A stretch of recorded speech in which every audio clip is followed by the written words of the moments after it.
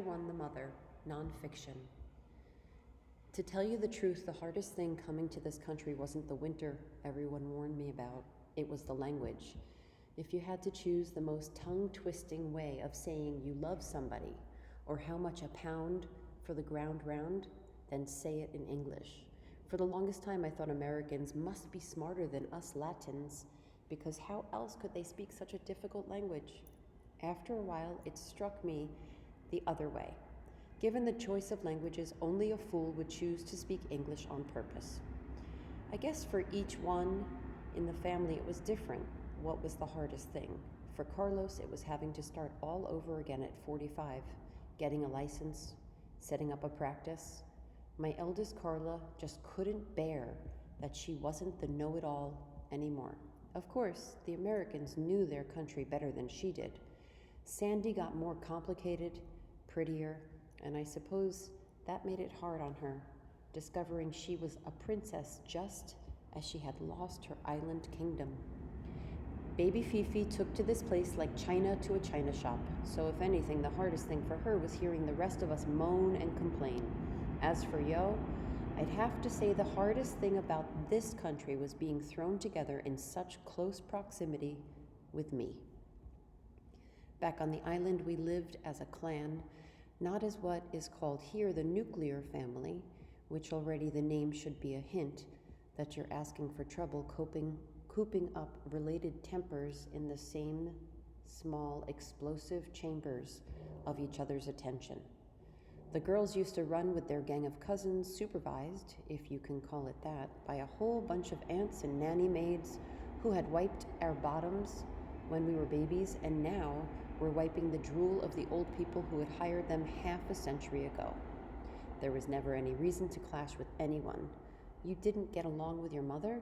You had 2 sisters, 1 brother-in-law, 3 brothers and their wives, 13 nieces and nephews, a husband, your own kids, 2 great aunts, your father, a bachelor uncle, a deaf poor relation, and a small army of housemaids to mediate the appease, so that if you muttered under your breath, "You bitch," by the time it got to your mother, it would sound something like, "Pass the mango dish, please." And this was true for Yo and me. Back there, that one was mostly raised by the maids.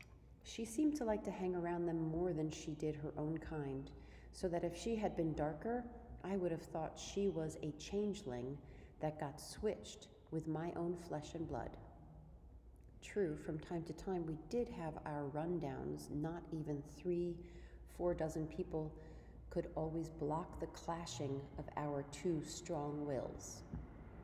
But I had a trick that I played back then, not just on her, but on all my girls, to make them behave. I called it putting on the bear. Of course, by the time we left the island, it no longer worked there, and it was only by mistake that it worked once here. It started innocently enough. My mother had given me a mink coat she used to wear when she and my father were traveling to New York for vacations away from the dictatorship. I kept it at the back of the walk-in closet, thinking maybe someday we would escape the hell we were living in, and I'd get to wear that coat into freedom. Often I thought about selling it. I hadn't married a rich man, and we were always short on money. But every time I got ready to sell it, I don't know, I'd bury my nose in that tickling fur that still held the smell of my mother's perfume. I'd imagine myself walking down Fifth Avenue with lights twinkling in the shop windows and snowflakes coming down so pretty. And I just couldn't bear to part with the coat. I'd slip the plastic cover over it and think, I'll hold on to it a while longer. Then one Christmas, I thought it would be kind of neat to dress up for all the kids, so I draped this coat over my head with a bit of my face poking out and the rest of the fur falling all the way down to my calves. I had some story worked out that Santa Claus couldn't make it down from the North Pole, so he had sent one of his bears instead. My girls and their cousins took one look at me, and it was like sheets hitting a fan. They screamed and ran. No one could be coaxed to come forward for a present.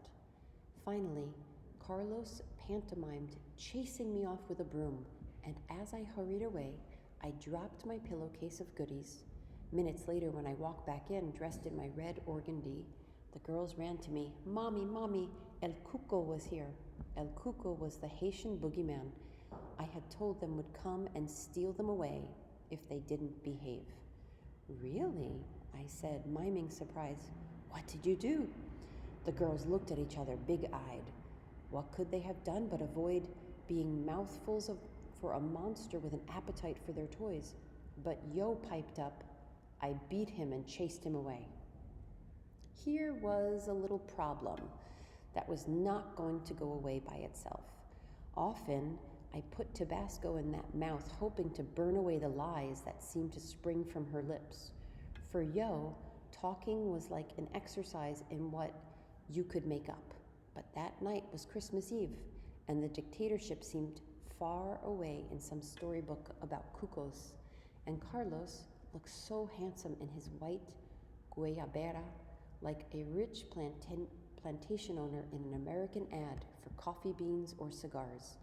Besides, I felt pleased with my little trick. From then on, especially when I heard them fighting, I threw that coat over my head and went hooting down the hall.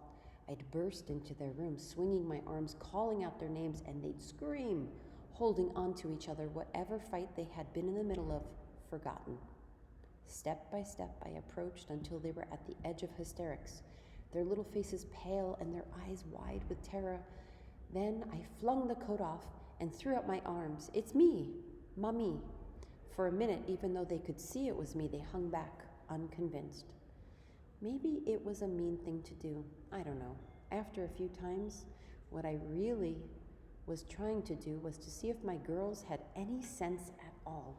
I thought for sure they would catch on, but no, each time I fooled them, and I began to feel angry at them for being so slow. Yo figured it out finally. Maybe she was 5, 6, I don't know. All those years have mixed together like an old puzzle whose box top is lost. I don't even know anymore what picture all those little pieces make. As usual, I went howling into the girls' bedroom, but this time, Yo broke loose, came right up to me and yanked that coat off my head. See, she said, turning to the others, it's just Mommy, like I told you. It was no surprise to me that she was the one who caught on.